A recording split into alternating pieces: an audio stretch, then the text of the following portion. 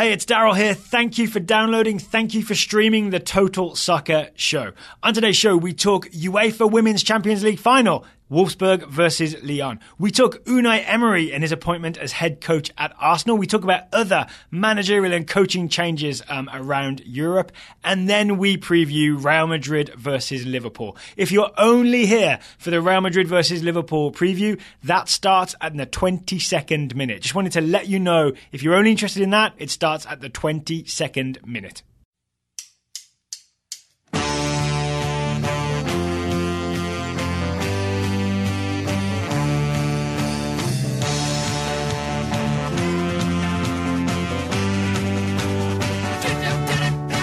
Hello and welcome to the Total Soccer Show. My name is Daryl Grove and I'm joined by a man who brings more excitement than the final 30 minutes of the UEFA Women's Champions League final. His name is Taylor Rockwell.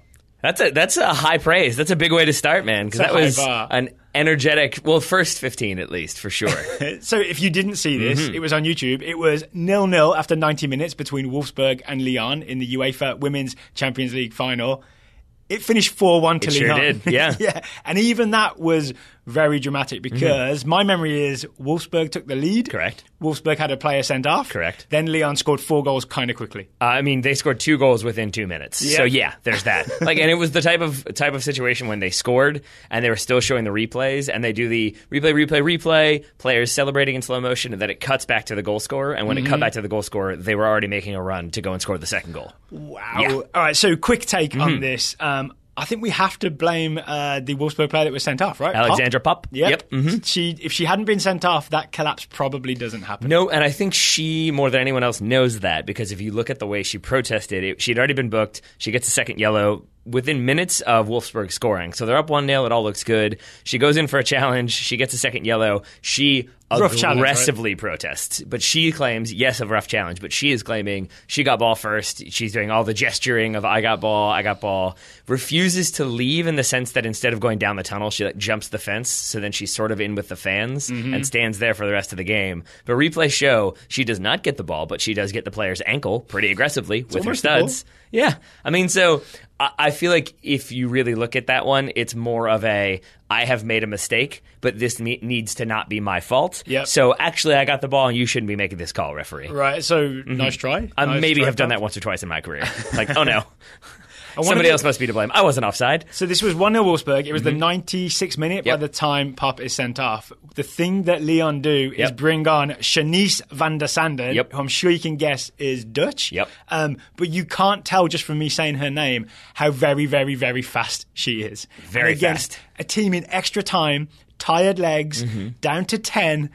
Shanice van der Sanden was lethal. She kept on burning down that right wing. Yep. And it was her movement first off caused problems in terms of just overwhelming the very tired legs of the Wolfsburg players, but then it was also the thing that tired legs do, which is overcompensate. So you shift a couple more players to that side to maybe try to cut out some options, but that leaves space in behind. And then on top of that, or in the middle rather, and then you've got heavy legs. Maybe those heavy legs make a mistake, and that is, I would say, how Lyon are able to equalize via Amandine Henry. Yes. It is just a bad giveaway from Wolfsburg. Was Amandine Henry? Yeah, it was a bad, weird, sliced clearance, right? But was it Amandine Henry with the beautiful touch that you sort of had me rewatch 3 times before I realized, oh, yes, I agree, that is a very clever touch. Because the defender's there, and the defender could just get a toe to it, poke it out of bounds for a corner, or maybe just lob it back over her head towards midfield. But Amandine Henry comes through with maybe 3 inches to spare and just pokes it away. Leg outstretched, and then the next touch is a volley to the back left corner. Oof. And then good. 2 more goals, and then another one later on. It finishes 4-1 to Lyon. Yep. Three-peat. It's a three-peat. I'm not sure what that is in French, but 3 UEFA Women's Champions League. Trois-peat. I'm sure it is, Taylor. Yeah. In a row for Lyon. Congratulations to them. Later in today's show, we'll be previewing the UEFA Men's Champions League final and seeing if Real Madrid can do the three-peat against Liverpool. Good connection. Well done. I hadn't made that connection. I've hosted a soccer show before. Now I see why you set that up so much before. Well done. before we get to that. Daryl made a point before we started recording to be like, that was their third. And I was like, good. Now I understand. Before we get to the UEFA Men's Champions League final, Real Madrid-Liverpool, there was some big news that we didn't get to because we were deep in our World Cup Group B research. Unai Emery announced himself as the new head coach of Arsenal, and less than 24 hours later, Arsenal announced Unai Emery as the new head coach of Arsenal. Yeah, that's why we didn't talk about it. We just assumed he would come on the show himself, put out his own Total Soccer Show So he episode. put out an emergency podcast. I mean, I figured. So nothing weird going on there, right? It's maybe just his team jumped the gun a little bit. Yeah, it was probably jumped the gunners. Yeah, it could very well just be like a paperwork thing where he was ready, Arsenal weren't, but they hadn't set the auto-publish feature to turn off. Shall we talk about it then? Maybe we should start with what to me was the most expected but most interesting part, which is that Unai Emery is the head coach, not the manager. And Arsenal were very specific in announcing Unai Emery as head coach. So first of all, we should focus on that. Let's discuss what that difference means because, yes, I've heard a lot of different podcasts talking about and publications talking about, oh, he's a head coach, not a manager, and Carlo Ancelotti wanted to be a manager, not a head coach. So let's talk about what that difference is and maybe why that matters in terms of this decision. Well, I have my take on what the difference is. Ivan Gazidis and Arsenal may have a different take, but my take is that a manager has great responsibility over the first team, but also great power comes great responsibility. Exactly, it's great power, right? It's the first team, it's the youth team, it's transfers. I mean, Arsene Wenger literally was involved in designing the Emirates. Yeah. You know what I'm saying? Yeah. A head coach is, and there's no structure around him really, right? It's just Arsene knows. Arsene sort of is in control, similar to maybe Alex Ferguson at Man United for a long time. Whereas a head coach, I think of the responsibilities as being limited to you coach the first team, you pick the tactics, you make the selection, and you just coach the first team, and that's it. And you get sort of to suggest maybe transfer targets, but someone else is recruiting the players. Yeah. Someone else is looking after the youth team structure. Someone else is thinking about how the stadium is set up and all that kind of stuff. So to me, Unai Emery is coming in and being very specifically head coach of the Arsenal first team. Yes. And I would say, I don't know if this is controversial or not. I don't think it should be, but it might be. I would say that all of these decisions reflect the fact that somebody at Arsenal decided we gave Wenger too much power. And I think a lot of the moves that have been made... Someone being Ivan Gazidis? Probably. Yeah. It seems like these are all moves designed to say we want a lot of people thinking about a lot of important issues, but we don't need one person trying to do everything. Yeah. And I don't even mean that that's necessarily a criticism of Arsene Wenger, but it's more so that if Arsene Wenger earns all that power through his longevity of his tenure and the successes he had, that then you might think oh yeah, he can handle that. Oh, he can handle that. But once the veteran leaves, that doesn't mean the next person coming in can handle all of that responsibility. I want to tack onto that the idea that part of the reason for Arsene Wenger being manager is that he took the Arsenal job in 1996, where it was much more common, especially in England, to be the manager of the entire organisation. Right? So it's more just a reflection of how long he'd been there, that the old structure was in place. Unai Emery comes in. He's the 2018 coach of Arsenal, where we do things with a director of football and a head of recruitment and all that stuff. And a head of football relations. Well said. Head of recruitment and head of football relations. Yeah, I think the head of recruitment, Sven Mislintat, is going to be the one that probably is going to be doing a lot more work now that Emery has come in. Yeah. Because I was a little bit. I agree with your summary of what the differences are between head coach and manager, but I still had this hard time believing that a head coach wouldn't what are they going to do? Just oh yeah, we signed this guy. Make of him what you will. But then I read some articles, including an interview with Unai Emery about his working relationship with Monchi, now at Roma, when they were at Sevilla together, and it really was Unai Emery being hey, I kind of need this type of player. And that was it. I need number 6 who can slow the ball down, or I need a number 7 who can cut inside and shoot with his opposite foot. And then Monchi would go find that. That was it. But it wasn't Unai Emery talking to scouts and looking at film and doing all that stuff to figure it out. It was him saying, go do that, and I'm going to focus on how this guy needs to be better at opening his hips up to receive the ball. And here's my biggest argument with Unai Emery. Not with him, for him, I would guess. I've seen. I think it's a very smart hiring. Right? Yeah, I think I'm with you on that. I think some Arsenal fans may be down on it because He's come off a theoretically unsuccessful season at PSG where he only won Ligue 1 and didn't do that well in the Champions League. But he was in a very sort of odd situation where instead of Monchi finding him sort of bargain players who were all in for sort of proving themselves and working with Unai Emery, he was given a PSG team where he's the head coach. But they're saying, hey, here's a Neymar. Hey, here's a Kylian Mbappe. Here's all these talented players. With those talented, expensive players comes all kinds of pressure. But also it's not really designed to fit any type of system that Unai Emery is putting together. First of all, yes, that. Second of all, if you're Unai Emery at Sevilla, for example, and you say, I need that number 6 who can slow the game down, they can go find that number 6. But... Find me a blonde Croatian passer to play midfield. Yeah, versus find me a, I think, temporarily blonde winger from Brazil who will be recruited by the owner of our club, have more money than has ever been spent on a player spent on him. Yeah. But now you're in charge of him? Like, that's never going to work. There's no way that Unai Emery is going to win in a battle of, you should do this, because Neymar's always just going to say, well, I'll call the Sheik, and we'll see where we end up. So is it possible that Arsenal has sort of got... I think if Unai Emery is still a coach whose career trajectory was on the up, right? He's not yet at the like Mourinho, Ancelotti sort of very, very experienced level. And he's almost like on a Jurgen Klopp type trajectory when Liverpool got him, except he's had this weird, odd detour to PSG, which is a land of weirdness and money. And so it's almost damaged his reputation unfairly. And if you just think of him as the Sevilla coach, it's a great hire. You're getting a coach who's in a career progression, and he's progressed to Arsenal Football Club. I'm speaking as a Manchester United fan when I say this. I don't like this hire because it makes way too much sense. Like it is. I think it is the smartest hiring they could have made of all of the candidates out there. That includes Max Allegri and very much includes Miguel Arteta and Patrick Vieira. And I say that because you think about, like, again, as a Man United fan, I'm going back to Sir Alex Ferguson leaves, when you have that personality vacate the space. Did he leave? Yeah, I don't know if you knew that. It's kind of a shame that he did. But yes, then you bring in, like, you really have only two options. You bring in the young, like, up-and-comer to manage, and maybe they don't end up being that young or that up-and-coming, and then things go south. Or you bring in a giant personality who is going to want a lot of control over day-to-day activities. But say it's Max Allegri. That may have worked at Juventus, but he had a good long while to settle in and figure out how Serie A works. You maybe don't want to give that amount of control in the Premier League if he doesn't have that much familiarity. So all I mean to say is that if you don't go, like, young up-and-comer with sort of peripheral connections to the club, and you don't go massive, giant name, it makes sense to bring in somebody who's already functioned in this setup and has a lot to prove at the same time, but has proven a lot in his past. Can we talk a little bit about sort of what he has done in the past and what style of play we expect from Unai Emery? And I say this as someone who saw a bit of Sevilla in the Europa League, saw a bit of PSG this past season. But it's also weird to judge PSG because they're so far and away ahead of everybody in Ligue 1. But I have seen a good summary by a guy named Mark White,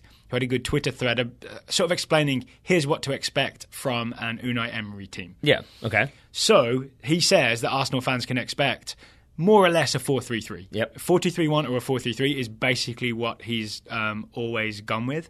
And that you can expect the wide forwards in the front three to not be too wide. Apparently he likes them to come and tuck in and play in what I think Mark White called the like half spaces in between. So you almost get a Liverpool-ish style front three, right, where your guys are interior and the fullbacks are coming and overlapping.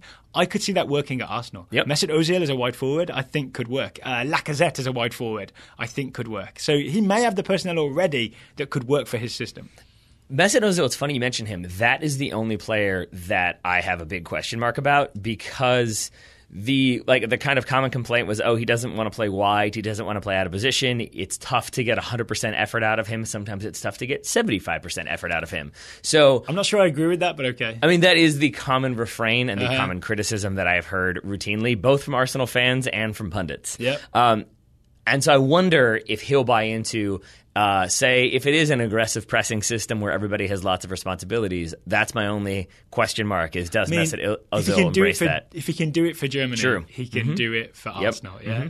So the other thing I read about Unai Emery is he prepares a game plan for the opposition, which is, as I understand it, not a thing that Arsene Wenger was all that into. Wenger was much more about like, hey, here's what we're going to do, and that's going to be good enough. Trust me, right? Whereas Unai Emery will be like, all right, I know what's up with this team. Here's how we're going to combat Yeah. that. And I think Arsenal could benefit from a little bit of that. Yep. Yeah? I think they absolutely will. And I think just his experience dealing with, like, huge names, as he did with PSG, but also, like, up-and-coming players and players who are buying into a system, it just seems like a match that will end up working out. But I also think it might not work out right away, only in the sense that I don't know if they finish top 4 next season. I'm not even sure that's a realistic expectation because you've got a new manager. You've got a lot of changes happening at the club. We don't know how much they're going to spend or where they're going to spend it. I do think Arsenal need a lot of investment. And with that in mind, I think I heard Raphael Honigstein first make this point. The other thing you get with Unai Emery is a person who wins the Europa League. And maybe that's a thing you look at. It's not guaranteed. I mean, he won it, what, 2? I think they won it 3 seasons in a row. He won it 2 seasons in a row with Sevilla. I think I'm correct in saying. It's almost guaranteed? I mean, he knows how to manage a team to win the Europa League. He's done it a couple times. So I do also just wonder... His advantage is he won't have a Champions League campaign to wage in his first season. So that sort of takes the pressure off. No, but he will have Europa League, right? Yeah, so then, but you can kind of take it a little bit easier in the Europa League. But my point is simply, I don't think he will. Because I think that's how they get a Champions League spot back. I genuinely think with the amount of work that Arsenal need to do and the amount of work that the other top 6 teams are going to do, I think it's going to be very hard for Arsenal to get back in top 4 next year. Could be totally wrong, but that's my feeling. Maybe you do see him prioritize the Europa League, or at least when the knockout rounds come around, because it's a guaranteed way to get in the Champions League, if you win it, that is. We shall see. We shall see. Final thing I would like to say about Unai Emery, the reason I think it works is this proven successful formula is to get a manager whose name sounds a bit like the team. Right? Arsene sounds like Arsenal. Unai Emery could be Unai Emirates. Yep. I think that's a winning formula. Always end with your best, most incisive analysis. That's what I say. I like it. Well, so he is not the only manager, though, that is changing countries and job titles and descriptions. Yeah, so you came in the office this afternoon and told me about some of these. I had no idea. I didn't know Ancelotti had gone to Napoli. Yep. I thought, is it Jean-Michel Sarri? Was still Mauricio Sarri. Mauricio, excuse me. I thought Sarri was still the Napoli coach. He is not anymore. He is currently a free agent. It seems like he was kind of weighing some offers as to what he wanted to do. So if you go back 3 days to the articles about Sarri, it is he's gotten an offer from Zenit St. Petersburg. He's waiting to hear from Chelsea, but maybe he'll just ride out that final year of his contract. And it seems as though the folks in charge at Napoli decided to make that decision for him. I think they were basically just like, look, World Cup's coming up. We got to get this dealt with so we can start dealing with some players and figure out what we're going to do next season. So we're going to hire Carlo Ancelotti, and then they basically agreed to part ways. So did they temporarily have 2 coaches? Very temporarily, yes. I think so. I wish they'd had a game in that time span. That would have been interesting. They just both show up like, what are you doing here? No, I think it was about as public as it could be, and I think it's about as public as, say, Chelsea is right now, where by all accounts, Sarri is currently having an interview, like maybe as we speak or today or tomorrow. Antonio Conte is employed. Still the coach at Chelsea. I did also read that a big incentive for Chelsea, or a big bright spot for Chelsea, was that because Sarri was effectively let go, they will not have to pay his £7 million buyout clause. Nice. But they will still have to pay Antonio Conte and staff's £10 million buyout clause. Or not buyout clause, but just they'll have to buy him out of his contract. Unless someone comes in for him, right? They need someone to come and take that off their hands, basically. Seems less and less likely, but we'll see. They would keep the FA Cup if Conte leaves it, right? He can't take that with him. I think they will keep it. Who knows? Maybe he'll smuggle it out. The one thing I did see a couple of different articles about, which I think is interesting, is that Mauricio Sarri is a smoker. He smokes on the sidelines of games. That's not legal in England. To the extent that I believe I saw on his Wikipedia page that RB Leipzig had a section added to the away locker room so that there was a smoking section. So it applied to German, or was up to German code. So they made that adjustment, but you can't smoke on the sidelines in England. So I'll be curious to see how he deals with that. I guess e-cigarettes maybe are legal. Maybe. I'm sure if it was between getting a job and not smoking that he would choose to not smoke. I don't know, man. I know some people who really enjoy smoking. If Chelsea fans do, I have to believe that Zenit will let him smoke. That's true. If Chelsea do employ Sarri, I think they'll be getting some very nice football. Whenever I've seen Napoli, there's lots of players gathered around and quick, short passing. The ball moves really quickly. I think it'd be a really enjoyable Chelsea team to watch. I agree. We've revitalised the Premier League a bit as well. If we got the incoming Emery, the incoming Sarri. Well, here's my reason why I say I agree, and this is where I hold my hands up and say I'm not an expert on these matters, but by all accounts, isn't Sarri an attacking, high-pressure, high-intensity manager who expects the best out of his players. What's wrong with that? Except that isn't that what Antonio Conte is? And that seems to have sort of... and he got it. Yes, and then burned out somewhat spectacularly, although he's still there. Have you met Roman Abramovich? He gets the coach in. They do their thing. No, I have not met him. They win the title. You haven't been on the yacht? Oh, no. I must tell him to send the invite to both our emails next time. I would say I would go to England, but he can't go there either. Good one. Thanks. But he really does get the coach in. They sort of their system works. Then seems like they burn bridges, or players get burned out, or the coach burns out, and then you just get a new guy in. I guess. But so then my question is, so he's just the new Ancelotti, Hiddink, Mourinho, and so on. Totally understand that point. What I'm saying is that if I'm a player, or say you're the player, now you're going to make this difficult. I'm the player, and I'm like very tired. Like, oh man, he drills us so hard constantly. We play the same system. It's like just too intense. I can't do it anymore. And then I find out we're getting a new coach. And it's like, okay, cool, like we're going to change it up. It's going to be different. And then he plays a very aggressive, high-intensity training session. This is my point. It's different, right? Okay. Even though the systems may feel somewhat similar, it's still different because it's a different coach doing it. He's going to have different methods. The system's actually going to be slightly different. So it's going to feel fresh. That's why it works for the first year or two. You know what I'm saying? Is even though it's got similarities, it's still different. A change is as good as a rest. Okay. So they say. Do they say that? Okay. I say that. People say that. I like it. Maybe just my parents said that. Yeah. Well, one club maybe they did. One club who will not have a new manager, but will have the same manager for a longer period of time is Tottenham. They inked Mauricio Pochettino and his staff. You got a tattoo? There's going to be way too many of those names. I'm kind of harsh to say, but I'm kind of okay with is it Mauricio Pellegrino who was fired? Because we're going to have Mauricio Pochettino, Mauricio Pellegrino, and Manuel Pellegrini. There's too many of them. There's too many. But he and his staff agreed to, I think, a 5-year contract extension, or at least through 2022, I think Does it was. that mean there's some transfer funds guaranteed for Pochettino? Because that seems like the rumour, right? It seems like maybe he was doing a little bit of the angling for a new contract, if I were guessing with some of those statements. Yes, so he'll be there, but it does seem like there's going to be a lot of changes in London. Because, Manuel Pellegrini coming in to manage West Ham. It's not even junior. All right, plenty more after the World Cup, I would imagine. I believe you are correct. One change that's been coming, we think, maybe we've seen rumours, is Ernie Stewart may be about to be appointed as the US men's national team general manager, the role that they've brought in to oversee the head coach. I did the Top Draw Soccer Show this morning with Mr. Travis Clark. We had a good 10, 15-minute conversation about Ernie Stewart, his role at Philadelphia, and how that sets him up or does not, find out, for the general manager role. If you want to hear all about that, please go find the Top Draw Soccer Show on iTunes and you can hear that discussion. Here's a question. Yeah. Was there disagreement about if it sets him up or not? Between you two? Okay. No, we were pretty much on the same page. I was just curious. I just didn't tease it out with this. Oh, no, that's why I'm not asking specific questions. Because then I was just trying to figure out who I think would be more so like, no, it gives him valuable experience versus no, it doesn't. So that was just a question I asked. But it sounds like you guys are on the same page. The show's been published for at least 2 hours. You should have listened to it by now. Yeah, What have you been doing? Preparing for today's show? Listening to some English guy talk. So we are ready to preview the UEFA Champions League final, Real Madrid versus Liverpool. One of the ways that I did my research to preview the Champions League final was to do some reading at our new sponsor's website, theathletic.com. The Athletic.com's soccer coverage has been launched for about a week now, I want to say. It is full of content. There's so much content. 2 of the stories I saw on there were Champions League final preview related. I don't believe you've read them, right? So I'm just going to give you the titles. The first one that I read was by Michael Cayley, essentially arguing that Zinedine Zidane is the only current top-tier manager, as in Champions League winning type manager, who doesn't have a pressing system. So think about that for a second. And think about how he's up against maybe the king of the pressers in Jurgen Klopp in this Champions League final. I'm not trying to be contrarian here. Where does Mourinho fall into that?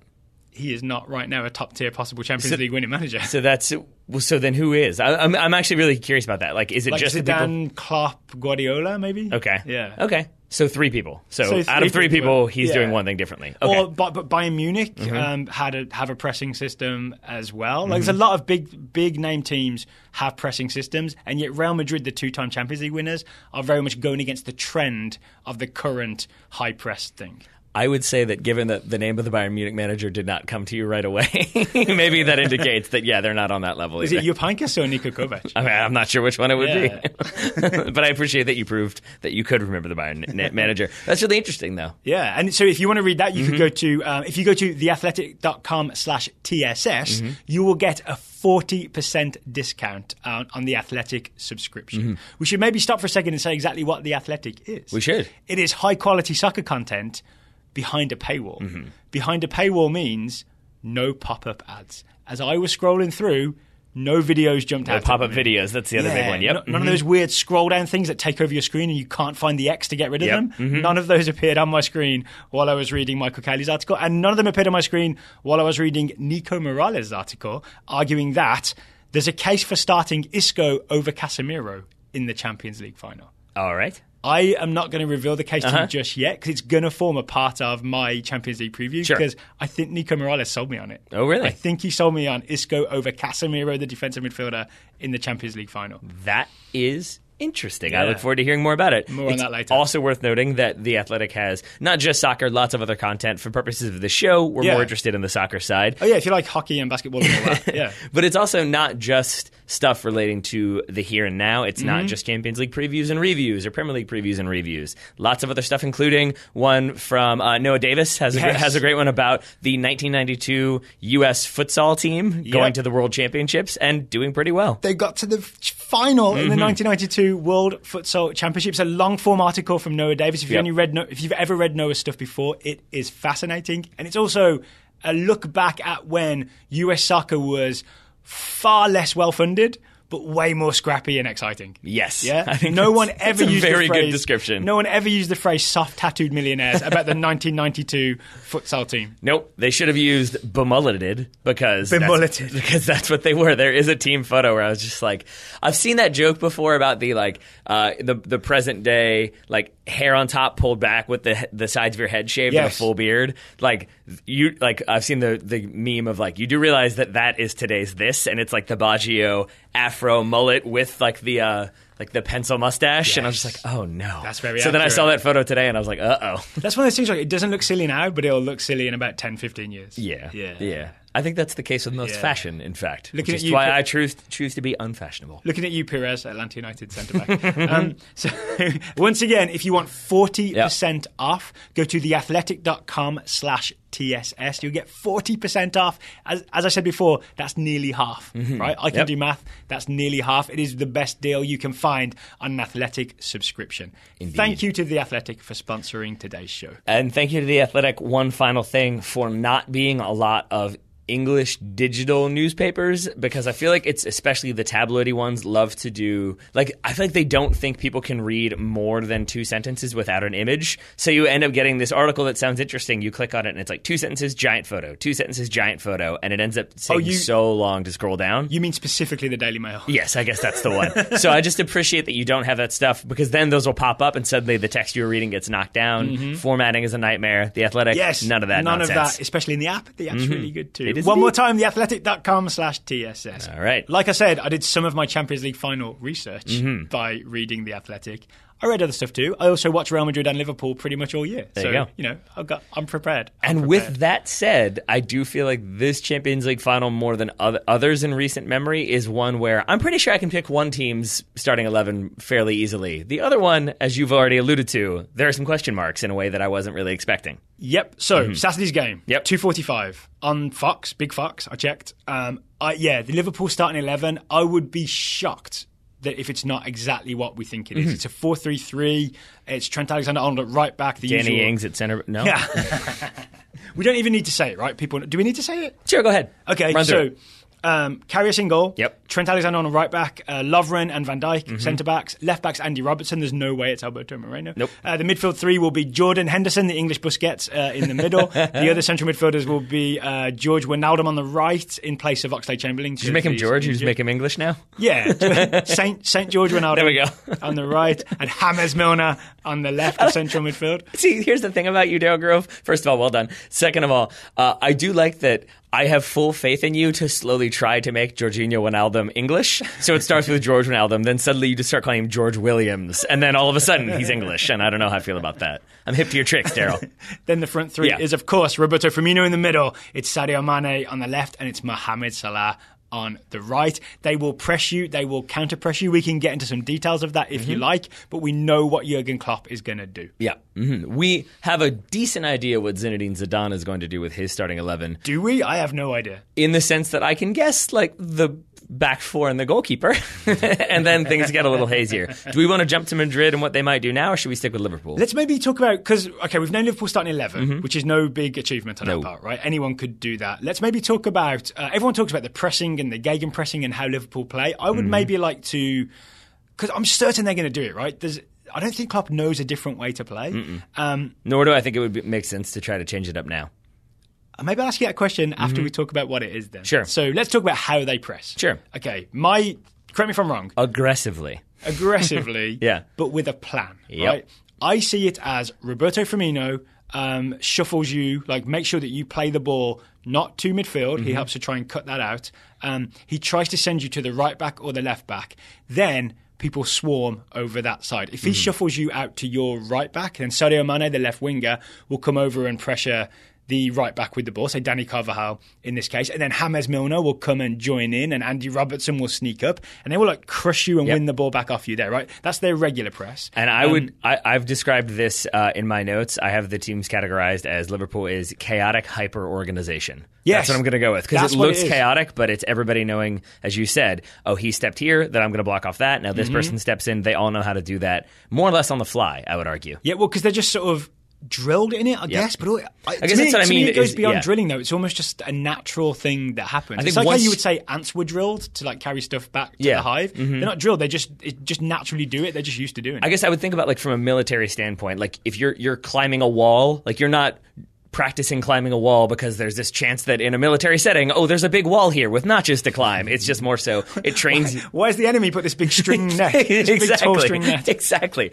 But it teaches you, I think, how to think in different situations where you may have to be, say, scaling a building or something like that. Here, I would compare that to Liverpool, where it is they have that training to know how to do like certain organized systems of pressing. Yeah. But it then allows you to sort of improvise once you've learned how to do the basics very, very well. Yes. It sets you up in a mindset to know how to then kind of improv from there, I guess. That's perfect. Yeah, that's exactly what I think. The other version of this is the famous gegenpress, which really just means counter-press, and really just means, in the old-fashioned like Barcelona 2009 way, when we lose the ball in the attack, the first thing we try and do is win it back off you while you're still trying to transition from defense to attack, right? So it just means go hard, try and win the ball immediately after we lose it. Then if it fails, then maybe we can drop back a bit. Then we can start the press from the halfway line or so, right? So the gegenpress and the regular press, that's what Liverpool do. And then when they win the ball back, they go. They go, right? Salah, Firmino, Mane, they run at you and they go.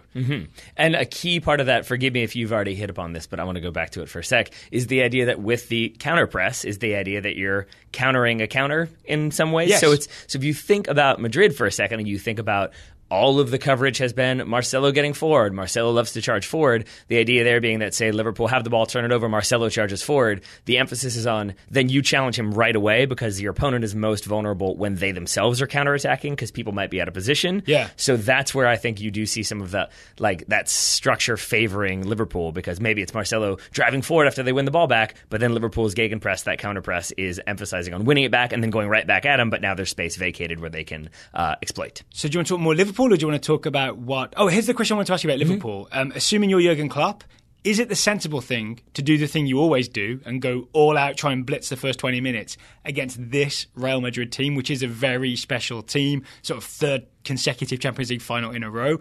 Or should Jurgen Klopp be thinking of some weird, wacky, unexpected, non-heavy metal press type thing? Should he come out and play sort of hip-hop instead? Okay.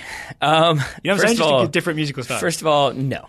You don't go heavy metal hip hop. Maybe like a Run DMC era. Because now you're advocating new metal, and if you're going to advocate new metal, get out. But I would say the thing that I think I disagree with you on going to get a lot of hate for this too. I'm just going to antagonize Madrid fans and Arsenal fans. We'll see how that goes. Okay. And maybe I'm buying into the narrative a little bit, but when you say this is a special Madrid team, I agree with you that they're special in the sense that they could potentially win a third European championship in a row. I don't know if they're as good as some of the Madrid teams we've seen who have already won 2 European championships. Not European championships, but you get what I mean. Here's my Gegen argument to that. I think they're special in terms of the quality of the players they have. And I think if someone like Luka Modric and Toni Kroos and how great they are at maintaining possession, how comfortable Marcelo is on the ball. And yet I think of, say, if Firmino makes sure to shuffle Real Madrid's passing out of the back to Marcelo, and then you go and press him, but he's so confident and composed on the ball, and Luka Modric is so good at showing for the ball, I think of Real Madrid as a team that maybe could just pass their way out of that pressure. I think that's because of the quality of players. That's much better said, because I don't want this to come across as like they have Isco instead of James, so they're not as good because I know James' name more. It's not that. It's that I don't know them as well as I think I have teams in the past. For example, last year when it was Madrid-Juve, I think we either got 22 of 22 starters, like 21 of 22, and got the shapes right. Yeah. I don't think I can say that with Madrid because I do think so much of it is predicated on the description I had for them was relaxed anarchy of fluidity is how I would describe it, Real Madrid. Did you just pick 3 words out of a dictionary at random? Think about it for a second, though, because they do sort of like, it is a little bit like, oh, that doesn't seem like it was a drilled tactic, but they just kind of knew that he was going to be there or he made that overlapping run. It's a little bit, it like seems anarchic, but it also is it's not just hectic and craziness. It sort of is like, he'll get there eventually, and he will get there eventually. So yeah, Zidane's coaching is something of a mystery, I think. Yeah. I think we talked about earlier today is maybe, was this yours talking about this? That essentially he has a lot of faith in the high quality of players that he has, and rather than sort of drilling him, like say Conte or Sarri, rather than drilling their players into doing very specific things, he gives them specific instructions to execute in certain situations, or specific approaches that maybe he thinks this is what we should do in this game. But it's not like be in this spot at this time, be in this spot at that time, right? So it's like advice more, advice, and then you trust the players to do it. And I think the reason this lights up for me is the Champions League final you mentioned against Juventus. There's the halftime footage of Zidane recommending to his players, when you get the opportunity to cross low, right? Make sure you put the ball in low against Juventus, because when you sort of just floating crosses, Bonucci and Chiellini of that generation of Juve, they're winning it every time. So get the ball in low. That's how they scored the goal in the Champions League final. So I think of Zidane more like that, like specific advice that then those players will go and execute. For me, I don't feel comfortable making that jump because I feel like that's taking one specific incident and applying it to a broader idea of who Zinedine Zidane might be. Yeah. And I guess I don't know if I want to make that jump myself. You make the jumps you want to make. Okay. But I would say that I think it definitely emphasizes more that Zidane seems to be a manager who understands what it is to play for Real Madrid and super serious. Did he do that? Exactly. And at the highest level when it comes to the World Cup too. But it feels like he understands what it takes to play at that level and thus understands what the players need out of him is the kind of... You mean in a man management kind of way? Yeah, sort of. Yeah. Like he doesn't Cristiano Ronaldo probably does not need you to tell him do this and be here and do that. He's going to sort of roll his eyes and be like, okay. But if you are sort of like, hey man, I've been here before, make sure you cross that ball in low. I feel like that probably resonates a little bit more. Aren't we saying the same thing then? Just that I wouldn't want to say because I honestly think that he is much more of a tactician than people believe. Yeah. But the narrative seems to have become like, oh, he doesn't know tactics, but he knows how to manage men. And I don't believe that. I think that he is very comfortable existing in the world where everybody thinks he doesn't know tactics, but then he comes out with elaborate tactics that can mess up the opposition. So I think, so to answer your question, when I hear it be like, oh, he just told them cross it in low and it worked out, I don't want to go down that road because I feel like it oversimplifies what he might be bringing to the table. Okay, I think we're getting somewhere here though, but I think what we're saying is rather than,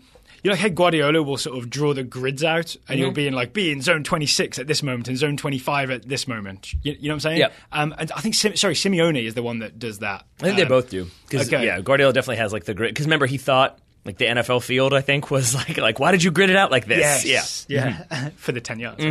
So I think Zidane doesn't do that, but does give general instructions and then just trust the players to work within kind of a looser framework that he gives them. But the key is that he always picks the correct framework. Yeah. You know what I'm saying? He like, picks the correct framework that he knows that his players will thrive within in a specific game. And what I'm trying to get to is I want to take a guess at what the framework will be against Liverpool. Sure. Are you ready for this? Sure. Okay. I think to not get blitzed by Liverpool's press, I think he'll go with a 4-4-2. Mm-hmm. It'll be a 4-4-2 with no Casemiro because Casemiro is maybe the weakest of the central midfielders in terms of making space to receive the ball and pass the ball and move it on. So I think it would just be Modric and Kroos as the two central midfielders. I think it'll be... Now, is this coming from the article, or is this stuff that you... it's like one argument from the article essentially about how Casemiro is maybe the weakest player at just being under pressure on the ball. I've sort of extrapolated from there, right? Extrapolated my own ideas from there. Okay, so Modric and Kroos in the central midfield of a 4-4-2, which is something Zidane's done before, right? Outside on the wings, I would have Asensio and Lucas Vazquez. And then two strikers, essentially Ronaldo and Karim Benzema. But with Ronaldo doing a thing I've seen him do a million times for Real Madrid, which is to sort of play alongside Karim Benzema in the attack, but come back and join the midfield and form a five when they're defending. So I've seen people speculate on that one. Do you think it's Ronaldo who comes back, or do you think it's Benzema who comes I think back? It could be a bit of both. Okay. Yeah, I think they might take it in turns. And one of the reasons I really like this is I think Karim Benzema works so hard off the ball to be available. I think it's sort of an underrated attribute that Karim Benzema brings. If you're Real Madrid and you are in trouble, right? Say you're Dani Carvajal and suddenly like Robertson, Milner and Mane are all coming to you. I would bet there's a good chance that Karim Benzema has managed to make like a nice run sort of up the wing to come and show so that Carvajal doesn't have to look for a pass interior or doesn't have to try and find a midfielder. He can sort of lift it over and at least find the chest or the feet or the head of Karim Benzema. Yeah. I think that could work. So basically go more direct when you need to. I think I agree with that. There's one little thing that I'm curious to hear how you think he should deal with this. But basically, the way I'm going to compare this is like if you go... Like, I'm thinking of it as like a naval battle from like the 1700s, and the idea of like you have full military today. Yeah, apparently. But like if you have one ship, this is not what they would do. But like, say you have your two fleets and you have one ship that has like all the gunpowder on it, so you like keep that in reserve. But if the other team's entire strategy is that's the one weak link, let's target that, it will blow up their whole fleet. The weak link being the gunpowder ship, right? Yeah. So that if you don't bring the gunpowder ship to the battle, their entire battle plan is kind of nixed. Well, I'm lost in this metaphor. And I think Casemiro is the gunpowder ship, because I agree with you that I think he is the one that if you're Liverpool and your whole system or a big part of your system is predicated on win the ball back off of a player who maybe has drifted out of position and then aggressively go. If you remove that player who might be a little bit slow, might not be as comfortable on the ball. Barcelona did that to him in a Clasico, right? Exactly. They pulled him out of position and exploited the space behind him, right? Yes. So my idea was just that he's not as good on the ball as the other guys, but so there's two reasons. Yeah, but if he's not as good on the ball, then if you're this aggressive pressing team who are trying to win the ball off of a person, he would be the one to go to as opposed to, say, Luka Modric. So that makes sense to me. The only question mark I then have is that from everything I have seen and read, it seems like Casemiro's biggest strength, though, is that he steps in front of those two center backs so they can spread out a little bit more when Marcelo and Carvajal get forward, which they will oftentimes together. So then the question is, if you don't have him there and you still have those fullbacks getting forward, which you will, what do you do? So here's my other thing that I think Zidane could do, or this would be my advice to Zinedine Zidane. And I offer this humbly, fully knowing that I'm a podcaster and Zidane is a World Cup winning and Champions League winning coach, right? Yeah. But I think it's an interesting experiment. If you are trying not to get sort of caught out of shape and gegenpressed, the best thing to do is, at least to start with, keep in shape. Be conservative. If I'm Real Madrid, if I'm Zidane, here's what I genuinely would do. I would treat this game as if we're not Real Madrid European champions 2 times in the last 2 years. I would treat it like we are the underdogs, and we are going to be way more conservative, especially in the first half, especially in that sort of 20-minute blitz that always comes from Liverpool. I would suggest to Marcelo and to Dani Carvajal, maybe don't go charging forward in the first 30 minutes or so. Let's be cool and frustrate Liverpool for the first 30 minutes or so. Don't give them the opportunity to counter-press. So then would you say that it's... Because my response to that would be, you can say that, but they're not going to do that. Like, they're still going to get... That's what I'm wondering, is like, is that me? Because that seems to have become the very common narrative tactical analysis of this one is Marcelo's going to get forward, he leaves space in behind, but he'll also get forward and cause problems for Trent Alexander-Arnold. It seems like it's all based on that one side of the field. Yeah. And I do sort of believe that Marcelo's going to get forward if he wants to get forward. So I don't know if it then makes sense to be like, oh, actually, no, stay back for 30 minutes and kind of go against what we've been working on. I'm really thinking about let's say first 30 minutes, because that seems to be when Liverpool demolish teams who just then have a mad panic. So that's why I would say 30 minutes, let's go against our instincts and be super conservative. And then we open it up later on as we go. So Marcelo's going to get forward. He's going to get to sort of double up with, in my team, it would be, I think, Vasquez or Asensio on the wing. Double team against Trent Alexander-Arnold. Maybe Mohamed Salah's not tracking back. That advantage could come there, but just don't be tempted into doing it early. Keep your shape early. Keep almost a boring 4-4-2 early. Don't let them win the ball off us and counter press and then attack us when we're out of shape. Keep the shape. And then, forgive me, and then in that 4-4-2, you had Vasquez and Asensio? Yes. Okay, so Isco sits? Isco sits, yeah. Isco, just because Vasquez Bale. and Asensio, I think, are still super talented, especially Asensio, but they both work really hard and are willing to sort of be almost old-fashioned right mid, left mid wingers. Okay. Yeah. That all makes sense to me. My only thing I would say, and I could see that working. The other thing I will say, and it stands in complete juxtaposition to what you've just said, I think, is I also do wonder if there's sort of that Madrid have been here before and that they know how to win these games and they know what it's like to play in a Champions League final. A lot of these Liverpool players don't.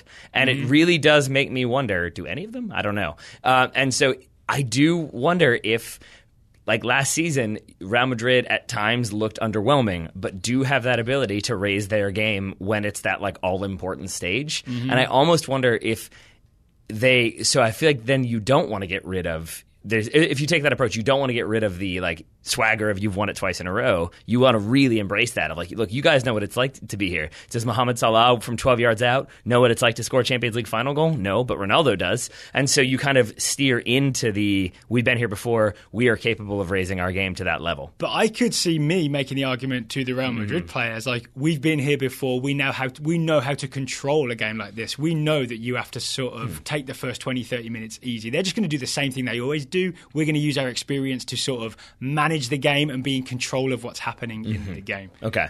So again, I agree with everything you've said, and it wouldn't surprise me if they do that. I think it also wouldn't surprise me if they did something completely different, right? I mean, I think there's more. I think it's more likely Casemiro starts, but I think you've swayed me to the idea that it's probably better for Madrid if he doesn't, or potentially better. I would say this, though. I read an article by Sid Lowe with, I think it's Quique Setien, who's the Real Betis manager. They beat Real Madrid this season, which I think is where this came from. And they were asking him, and he basically said, we banked on the idea that with the fullbacks Marcelo and Dani Carvajal, when Carvajal goes up, he doesn't look to see if the other fullback is deep, and that open approach often compromises them defensively. So basically he was saying we focus on them sort of doing what, we basically bank on the idea that they're going to do what they want to do, and we can kind of capitalize on that. The one point he made, which I firmly agree with, is basically it doesn't matter if you contain them for 75 minutes. If you don't contain them for 90, they can score 3 goals in 15 minutes. That's kind of who they are, and he emphasized the idea that in big games, Madrid tend to be much more rigorous defensively. They're not as mad. I think he meant they're not as crazy, sending bombing numbers forward, and I think that is mostly true. So that's where I think basically I just keep going back and forth between who's going to win this one, and I really have no idea at the end of it. It's about where I am. That's why it's an exciting final, right? I'm really genuinely pumped for this. Yeah.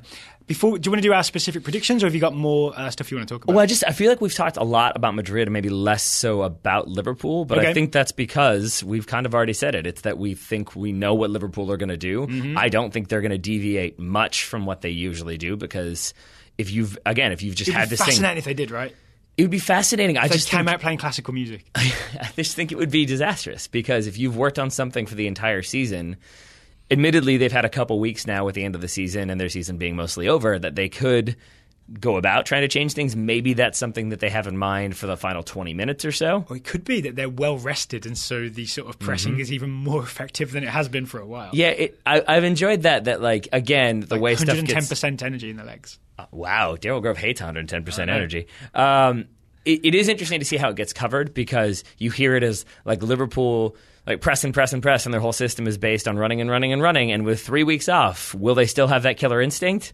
As opposed to that's just someone looking to write an article. Yeah, exactly. Versus with that 3 weeks off, aren't they probably back to 100%? Yeah, 110 Yeah, at least. 110 at least. Sure. Yeah, so with that in mind, I could do some specific predictions. Let's do it. All right. I think that my specific prediction is going to be that Liverpool will score off of a Real Madrid corner. Oh, I like it. So yes. Ramos goes forward, Varane goes forward, and then they score one of Daryl's most predicted goals. Yep, pretty much, because I think they will. That is one time when even if they do go a little bit more conservative, even if they do back off a little bit, I think you're going to get Varane and Sergio Ramos in that box. Definitely Ramos, right? He's always sent forward, yeah. They scored 20 goals in La Liga off of set pieces. So I think you're going to see them think, okay, we can get some numbers into the box. But if you go back to Liverpool beating Man City, in that first leg, that first goal for Liverpool comes about because they basically pick the ball off of a short corner from Man City and just go right back the other way. It's a great prediction. So that could be like a Salah, Firmino, Mane break after a Real Madrid corner. Yeah. So that's what I think. I think that's no pressure, Virgil van Dijk. But head it away.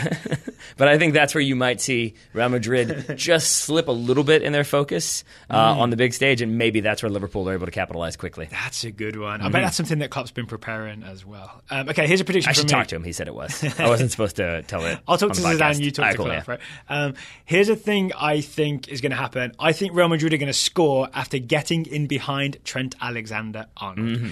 Everybody's talking about the space in behind Marcelo just because they know Marcelo gets forward. My favourite thing I saw in this, which encapsulates everything I think about it, was from Kevin McCauley from SB Nation. Essentially tweeted, everyone's talking about the space in behind Marcelo as if Marcelo's dumb.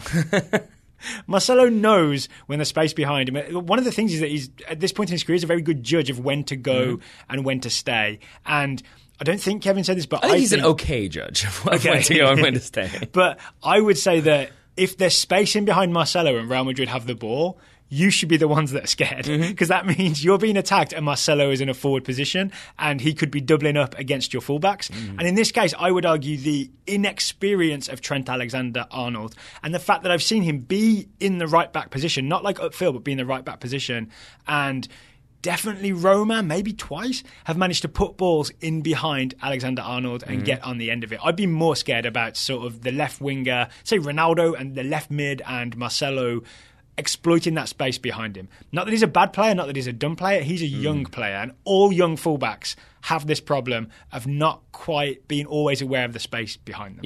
Yep. I do think I agree with you, and I don't know if it's because of the way Marcelo, because of the way he looks, or because of the fact that he does a lot. Like he's goofy on the field. Like we've seen him dance in the middle of a game. We've seen him like make some goofy faces. Then there's the video of him doing the headers with his kids team, and he kind of has this sort of like lovable like friend. And I do think that has almost been spun into this weird like, who knows what he's going to do? He might just go wandering down the field. Like, no, he's still a professional soccer player for an amazing team and one of the best national teams. Like, he's still there for a reason. Have I said this before? He's he's like the kid at school that you always thought was messing around and wasn't taking things seriously. But then when they do the exams, he gets 100%. And all the teachers are like, oh, yeah, didn't realize. Did not put that together. Yeah, I think that's a good one. That's why my other prediction. Oh, sorry, can I finish this out? Because I think Mohamed Salah is an important part of this. Mohamed Salah is glorious. He's a glorious, glorious player. He's a threat from the right coming up against Real Madrid. He does not, and he's also, you could say he does a lot of the defensive work in terms of the pressing. You don't see him tracking back all that much. This may be, again, where because of Marcelo, he is forced to track back. Or if he doesn't do it correctly, then you risk the double team against Trent Alexander-Arnold, right? Yeah. So I think it would be really important to watch what happens with Mohamed Salah. Does he protect Trent Alexander-Arnold, or do they expect St. George Wijnaldum to go and protect Trent Alexander-Arnold? George Williams, you mean? Pull the midfield out a little bit. So I think that's it. That side of the field will be the most interesting, I think. And I agree with you, and that's why, like, my other prediction, which maybe is sort of a cheat because it's a Madrid-based prediction, but it's about a Liverpool player. I think we see Trent Alexander-Arnold get a yellow card in the first half. Oh, that's interesting. And I think it's because he did great against Leroy Sané, don't get me wrong. I think Michael Cox pointed out that against Leroy Sané, he was against Leroy Sané. And I think against Madrid, it's going to be occasionally against Marcelo. Maybe he's against Isco. Maybe Modric comes over. Maybe Ronaldo's there. I think they're going to intentionally try to double team him. And I think you may see him have to pull somebody back or just go in a little bit too aggressively because he's caught between two players. Yep. And I think you could see him Ronaldo goes down. Yeah, also that. And so I think you could see a yellow card fairly early in this one. I got another one for you. I hope he doesn't, right? Because then that makes him tentative. Yep. I'm hoping for Trent Alexander-Arnold's sake that doesn't happen. Because for me, he's an England squad player for the World Cup who I could really do with having a really successful, confidence-wise Champions League final to carry into his international debut and then the World Cup. That wouldn't be too bad. Right. Another prediction for me, unless you got something else. This is an obvious one. If Liverpool score, it'll be in a move that involves the entire front three touching the ball within 10 seconds of each other. Yep. In a 10-second spell, like Mane, Firmino, Salah will all touch the ball. I would amend that. I agree with that. I would amend that too, or intentionally not touch it. As in like Mane squares, Firmino dummies it, and then Salah finishes. I would give you that point as well. There we go. I like that too. Yeah. Here's an idea. If Firmino ends up sort of in the 6-yard box alone and someone squares it to him, is he brave enough to do a no-look finish in the UEFA Champions League final against Real Madrid? Probably. Oh, and I did want to say, I was thinking about this today. I talked about this a little bit with Asensio yesterday, and the video that was talking about how he does La Pausa better than many, many people. And it's that like intentional stop of the ball or slowing the game down. You will see, I feel like Mohamed Salah does that a lot when he's preparing to shoot. He does that little bit of just like, I'm going to stop it, and you're going to run by, and then I'm going to shoot and score. So keep an eye on him for doing that sort of intentional slowdown in moments when it doesn't seem like the ball needs to be slowed down. All right. And the other reason I would say that like front three touching the ball quickly thing could happen is sometimes that happens on the counter-attack. But it also could happen if Madrid sit back a bit and Liverpool have the ball and they're trying to work their way through Real Madrid. I think the most successful Liverpool when they're up against that type of thing is when those three sort of have this weird rotation and they're running all over the place and then they quick chip, and then they're through. So it could happen not on the break, but against a stacked defence. All right. Yeah. And then what's your final result and scoreline? I don't know. I know. I refuse to say. I always refuse to say. Yep. Yeah. And I think that's the safe way to be because at the end of the day, like it could be 2-3, it could be 0-0. I don't know, but I know that I'm excited because it's two teams that I think could do. Like strangely, Liverpool, we think we know what they're going to do, but that still could manifest in about 5 different ways. And Madrid, same thing. So I just think it's going to be a very captivating game from start to finish. Hopefully, I'm not wrong. I'm going to go ahead and knock on wood now. So I have one more thing to say about this one. Yes. The only negative thing that I will say going into this one is that a few different stories have pointed out the fact that it is not easy to get to the Champions League final this year.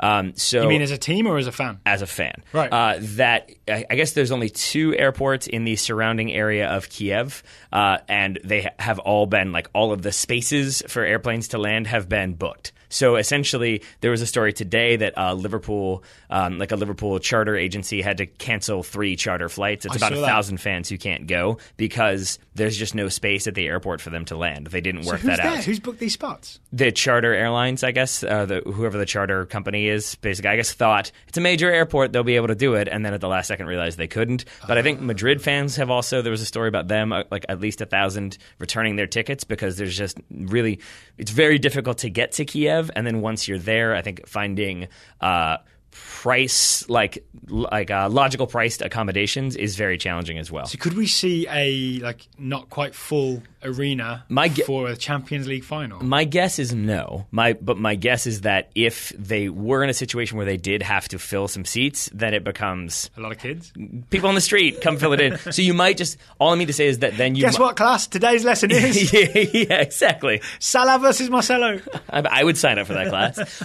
And so I don't even know if that will end up happening. I don't think there will be empty seats, but what I do think is that if one of the teams or both of the teams are looking for just a little bit of that pick-me-up from a crowd, if you've got 1,000 or 2,000 fewer voices there than you thought you might, that might factor into things, or at least at home, it might not be quite as raucous of an atmosphere as you might have expected. I would argue that's going to hurt Liverpool more than it hurts Real Madrid as well, because so much of what Klopp does is built on sort of the roar of Anfield and the, Liverpool fans and all that. Yeah. I will say that those Liverpool fans, from what I read, were pricing out renting coaches. It's a 30-hour drive, apparently, from once you're on mainland Europe to Kiev. So it's only Thursday. There we go. They can do it. If they've taken off already. Maybe they'll do it. Yeah, I know what you meant. They pressed the accelerator already. Yep. They could do it. They could do it. Couple of final things to mention on this, right? It's on Fox here in the United States. 2:45 p.m. kickoff. Yep. 2 o'clock, the program starts on Fox. It is the final Champions League game on Fox. Oh, yeah, it is. Next TNN? year, the Champions League will be on Turner Sports. Oh, TSN, yeah. Yeah, I bet. Or TBS or TNT. I think Turner Sports Network just has a I think bunch I combined a couple there. Yeah, mine, yeah. they have a bunch of different channels. But Fox, I don't think they've mentioned it yet. I'm interested to see, do the Fox studio crew say, hey, join us for the World Cup in a month, but also we won't be back next year? I'm interested in whether TV companies say that. They probably don't announce they don't have it, right? Yeah, I don't think they will. I think they'll just let it be and focus on the World Cup. Mm-hmm. So maybe enjoy the final Champions League final game for a while on Fox. Final thing, I checked the temperature, 70 degrees Fahrenheit. That's decent. That is nice weather for soccer, right? That's good. I would enjoy that. Warm but not too warm weather. It was 90 degrees here today with like 50% humidity. Yeah, that's why they didn't have the Champions League final in Richmond. That's the only reason, I think. Yes. Today's show is sponsored by Roughneck Scarves. We've got some Champions League content from Roughneck Scarves. We sure do. Daryl Grove took to the Twitter sphere. I did. To ask, if you were to design a custom Roughneck scarf to preview Saturday's UEFA Champions League final, what would it look like? First response that we picked out is from Robert. Robert says one side of his Roughneck scarf. I'm going to assume this is Robert C25, but I could be wrong. It is. On one side, it would be an Everton fan wearing a Real Madrid jersey. Can you guess what's on the other side? An Atletico Madrid fan wearing a Liverpool jersey? I'm not sure reading off the page is the same as guessing, but yes, you are correct. Thank you, Robert, for that one. Adam Guzman says on one side it would say Hala Madrid, and on the other side, you'll never walk alone. Ooh. I like this one. That is a nice scarf. I do. I'm not a big fan of half and half scarves, but I'm with you. I think that could be good. That could be good. Cameron Budd. On one side, it would be Liverpool scoring loads of goals, and on the other side, it would be Liverpool conceding loads of goals. That would make for a fun final. Yeah. Sean Robinson says Klopp screaming at his defenders on one side. On the other side, Klopp watching Real Madrid lifting the trophy and crying. Ooh. All right, then. Well, if you wanted to make your own custom scarf, you could do so. For as low as $7 per scarf. Yeah. Just go to roughneckscarves.com. Also worth noting, we've been doing our World Cup previews. If you have chosen, maybe your ancestry has come back, it turns out that you are blank. I bet they have that scarf available for you to buy to cheer on that team at the World Cup, or if you've just chosen to support another team. What group are blanking? I don't know, but I got nervous that I was going to pick a team that weren't there, because that's the way my brain tends to go. It's like, are you making a salient point? I'm going to shoot you in the foot. I went to roughneckscarves.com. I just randomly looked to see what the first two national team scarves I saw were. They were hipster picks. The first two I saw were Iceland, spelled Island. Oh, I was going to guess. Wait, can I guess the other one? Is it Poland? Peru. Oh, okay. Peru. But those are two hipster picks for the World Cup, right? But you can get those at roughneckscarves.com. I would have guessed Iceland and Poland. Also, weirdly, I found, if you're really serious about scarves, because some people are, right? Scarf collectors. Roughneck Scarves great for those people. Scarf hangers. Did you know there was such a thing as scarf hangers? No. They look like regular coat hangers, but they're sort of like thinner, and they almost like pincer the scarf to hold it.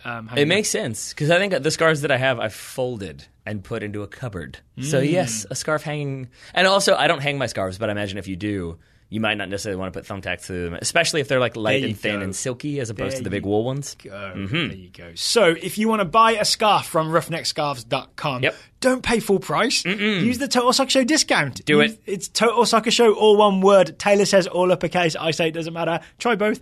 You get 20% off at roughneckscarves.com. Just wait till one day. You got to put that promo code in. You don't get it, Daryl Grove. Then we'll see.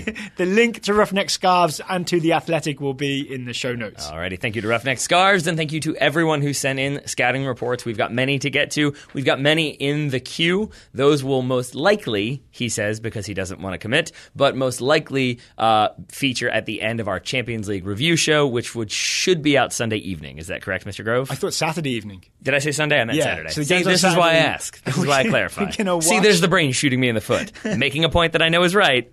Ruin it at the end. Yeah, we're going to watch on Saturday and record immediately afterwards. It has nothing to do with the fact that we've talked into microphones for an hour straight. For the second day in a row. Yes. All right, so reports on young players around the world, but a lot of United States players I see right now coming at you. Taylor, would you like to start us off? Well, one who isn't necessarily a U.S. player.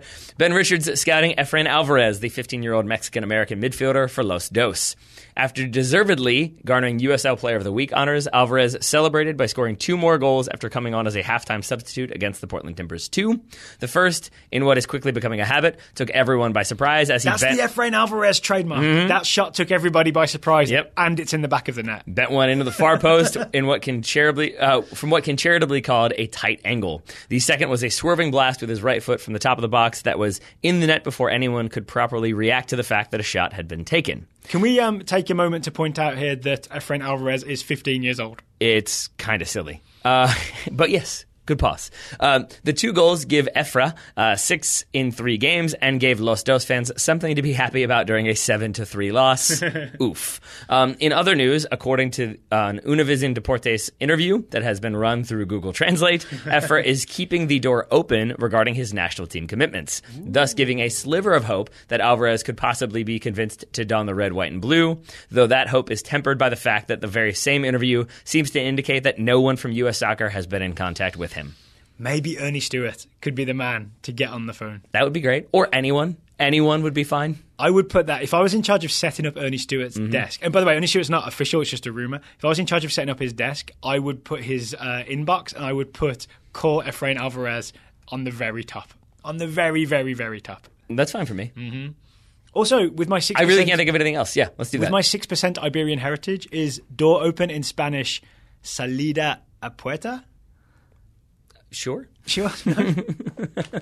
Why not? Why not? I tried. Next guy. Did you research that, or did you just come up with that? No, I just tried to put words together that I knew. All right. Sometimes you miss. Sometimes you score. Efrain Alvarez always scores. I sometimes miss. Right, next scouting report. Zachary Becher is scouting Timothy Weah. Yeah, that one. The 18-year-old American forward for PSG. Zach says Weah got his first start for PSG after making the bench a few weeks in a row. Weah made his first start in the final game of the season. He had a quote mildly active unquote game and was unfortunate not to get an assist. Javier Pastore missed his chance. So Pastore owes Weah an assist. Yes. I want to talk about Timothy Weah for a second because... I want to talk about Timothy Weah all day. Have you seen, I think it was Ives Galarcep, the photo he tweeted yesterday that I feel like would make you happier than most things in the world? I really am coming around to this idea. I know, grain of salt here, but... I really think the U.S. is going to take some teams by storm in 2022, and I think a big part of that is because... Can't wait that long. I know, but... From everything we're hearing and reading, these guys all just genuinely like each other. Yes. Like they did, apparently a bunch of them did like Thanksgiving dinner at Christian Pulisic's house in Germany, and they all just seem to hang out a lot and play video games, and they're all sort of connected via social media. And there was a photo that Ives tweeted last night of, I guess they were doing like keepy up, but if you lost, you got like flicked in the ear, I think it was, or you got a flick. And the photo was Julian Green holding Timothy Weah's arms down while Timothy Weah protested as Weston McKennie was about to flick him. And Josh Sargent is standing there clearly saying, don't be a baby. Like it's so obvious that they're all just like messing around. How about this for a theory? So we talked earlier about the futsal article and how it was 1992 and it represented this time when US soccer was very poorly funded. So it had to have this like scrappy feel about it. And it's a certain like spirit that has been lost in many ways, right, recently. But maybe that gets, and that spirit was formed by going through like a low budget period together, right? Maybe the modern version of that is to be an American teenager that had to go and live in Europe and try and figure it out there, and you form that bond in Europe by being an American teenager overseas. I think that's huge. I think the only other thing that flicking each other's ears. But I think the other slight thing that I would say factors into it, at least with this sort of like the photo I'm talking about, is if the U.S. qualified, if you have all of the usual faces there.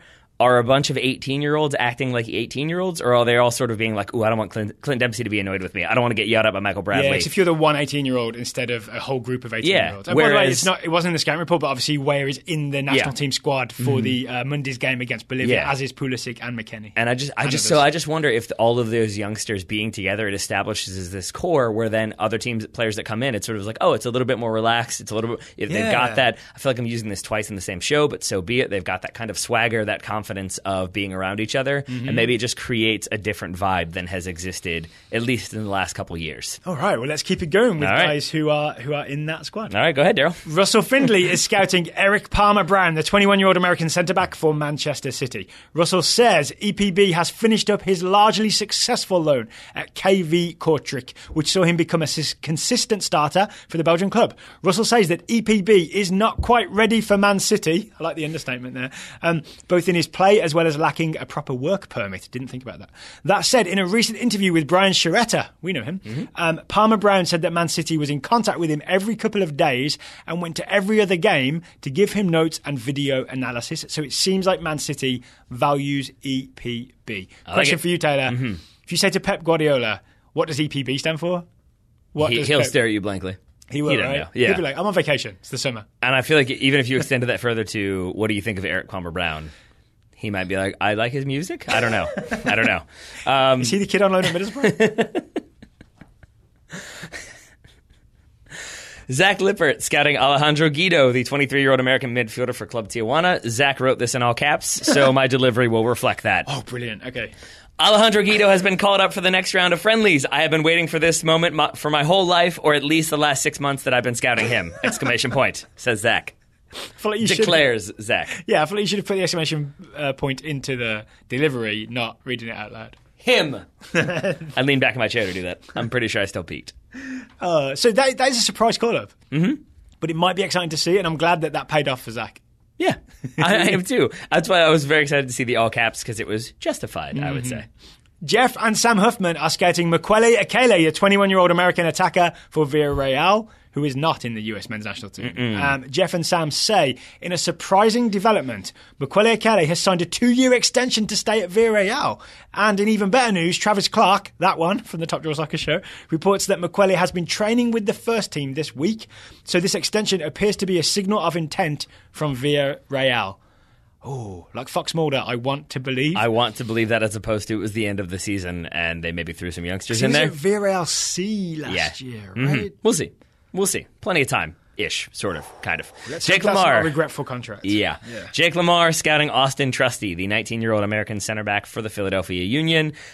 One more thing on Akele. Maybe that just means he gets loaned out next season, and that, final year then gives them the option to extend him if they want to. That's going to be my hope. Maybe he gets a loan. Anyway, Austin Trusty, scouted by Jake Lamar. Austin went the full 90 in Philly's win over both Montreal and RSL. Austin is finally starting to string together consistent performances and has even been getting involved in Philly's attack from time to time. Trusty the process. Ryan Marzak is scouting Pione Sisto, the 23-year-old Danish winger for Celta Vigo. Ryan says Pione was indeed named to the Danish preliminary World Cup squad. He was on the bench but didn't see any action in Celta Vigo's season finale. He should be plenty rested for Denmark's friendlies in early June. Guy Yedwab scouting Serge Gnabry, the 22-year-old German wide forward for Bayern Munich, out with injury, thus not even considered in the Germany squad. Guy wrote us a poem. He was already facing a difficult summer after missing the World Cup with the injury bummer, but now what do I see? Record bids for Bailey. Gnabry's path to the first team gets slimmer. All right. I feel like what do I see and Bailey, you got to work hard to make that rhyme, but okay. Okay. It's technically a poem. Joe Grove, rap genius. Nicholas Becker is scouting Sergej Milinkovic-Savic, the 23-year-old Serbian midfielder for Lazio. SMS and Lazio lost 3-2 to Inter in the final game of the season, so Inter takes the final Champions League spot. To make things worse, SMS appeared to be marking the scorer on the corner kick that resulted in the third goal. Ouch. On the upside, he's officially on Serbia's roster for the World Cup, so the world will get to see SMS this summer. And unofficially, as of today, was the source of rumors saying that Manchester United had already started to inquire about his availability and were politely informed that it will take an opening bid of £100 million. Wow. We'll see how that goes. That's I think they said, no thank you. Up next, George Nisbet scouting Pablo Maffeo, the 20-year-old Spanish right wing back on loan at Girona from Manchester City. It's pronounced Girona. Pablo was a starter against Las Palmas on Saturday, and it was then officially announced, I think the next day, on Twitter that Pablo has been transferred to Stuttgart from Man City for £9 million. Oh, Stuttgart spending that money. Ryan Marzak is scouting Josh Onoma, the 21-year-old English midfielder on loan at Villa from Tottenham. Josh did not get to play in either leg of the Championship playoff semi-finals for Villa. Villa defeated Middlesbrough to advance to face Fulham in the playoff final. That is this Saturday, Villa versus Fulham. I believe it's about noon US Eastern kickoff. It's probably going to be on ESPN 3 is my guess. All of that checks out. Villa, I guessed all of it, but it all checks out. The only thing would be ESPN, but I think you're right on that one too. So it's Villa versus Fulham. Anoma will be on the bench, but Tim Ream will be playing for Fulham, and Fulham fans will be shouting "Ream" every time he heads the ball away. I like that. I like that a lot. I did also enjoy that Grant Wall interviewed Tim Ream today, and I think from the tweet Wall put out, I think Tim Ream... Podcast or article? I think it was something for Fox, maybe. Oh, okay. But it appeared that Tim Ream did not know the amount of money that this game was like billed as earning the team, because he sort of reacted with like $250 million. What's that now? All right then. So maybe a little bit of pressure for him. I know you just read the last one. Is that Canadian dollars? I know you just read the last one. Do you want to read this one as well? Because I know you were excited about I feel like the Scoutee. Well, no, it's just mostly last time we talked about scouting, you were very excited to see a report about Vinicius Jr. Oh, it's mostly because we have a new scout for Vinicius Jr. Okay, cool. And the new scout's name is Pedro Ferreira. Okay. Scouting Vinicius Jr., the 17-year-old left midfielder for Flamengo. And if you remember, this is the guy that Real Madrid paid a lot of money for and sort of loaned him back. So Vinicius Jr., says Pedro Ferreira says, Vinicius Jr. started on the left side in a 4-1-4-1 against interstate rival Vasco da Gama in the Rio Clásico at the Maracanã. Vinicius Jr. opened the scoring in the 14th minute, cleverly picking up the scraps from a 30-yard shot. Constantly either look to get in behind the back four or drop in to find pockets of space. The game ended 1-1 and saw Flamengo drop from first to second in the league standings. Vinicius Jr. now is tied for second with 4 goals in 6 games. Decent. Second top scorer, I guess, is what that means. That would be my guess. He is 17. Not bad for a 17-year-old wide player. Oh boy. No Efrain Alvarez. He is not. Michael Fisk scouting Andreas Christensen, the 22-year-old Danish center back for Chelsea.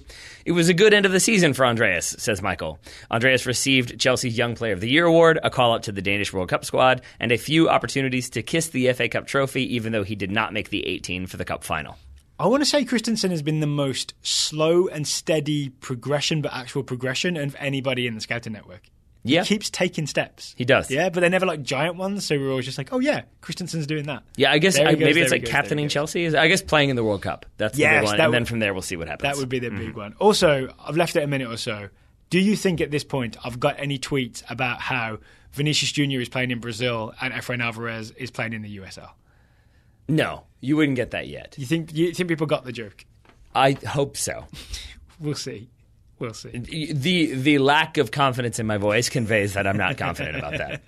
Rusty Collins is scouting Benny Baninyemi, the 19-year-old English-Congolese midfielder for Everton, whose name I may or may not have pronounced. I'm going to say Banangimi. Banangimi, yours sounds better, yeah. Benny Banangimi, scouted by Rusty Collins. After his senior team debut in October 2017, Benny finished with 12 appearances across all competitions in this chaotic Everton year.